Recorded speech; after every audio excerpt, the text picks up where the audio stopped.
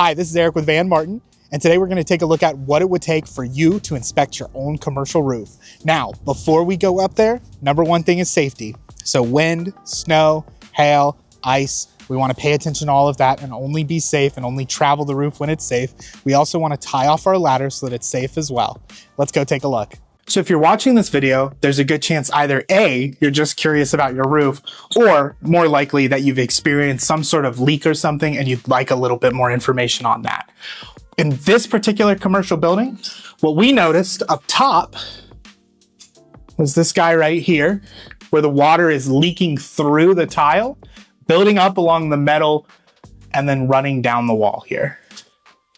We also noticed evidence that it was pooling up on the ground right here. If this was my commercial building, if I was the commercial building owner, I would want to pay attention to exactly that and find out why is it doing that. So let's take a look. We'll take a look right now at the roof and see what's going on with it and where is this coming from.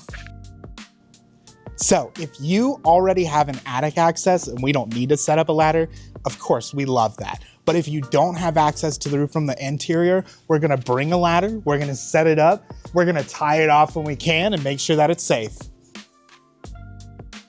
So let's head up.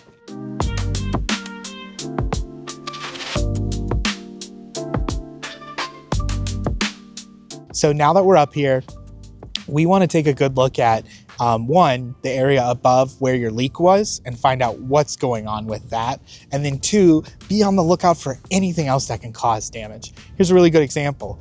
There was a lot of work that was done on this roof to install solar panels, and a couple of screws here and there, that alone can be a problem just because they can blow around. But when something huge is left behind on the roof, something that can scrape it up and cause a lot of damage, that's something we want to pay very close attention to and at least inform you. I wonder if this business owner even knows that there's a shovel up on their roof right now. In addition, you want to check out with any HVAC unit or really anything that has a curb tied into your roof, you want to check the seams and make sure, is there a spot where water can get under here and into the seam? A super common thing that we're looking for is drains. Are they clogged? And if they are clogged, how clogged are they? And then what's the ponding situation like around the drain, right? We're taking all of that into account because a little bit of water here might work into a seam over there and be a problem somewhere else. Another thing we want to take a look at is if there is anything that even looks damaged. Every penetration in the roof has potential to leak. So how do they look?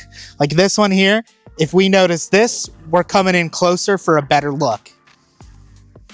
When you're up on your roof, I recommend you do the exact same thing. Look for anything that looks weird, because if it looks weird, it might warrant a further investigation. Another way that your roof can leak is through the metal that holds it together. This is called coping, and you want a splice plate in the middle so the metal can expand and contract.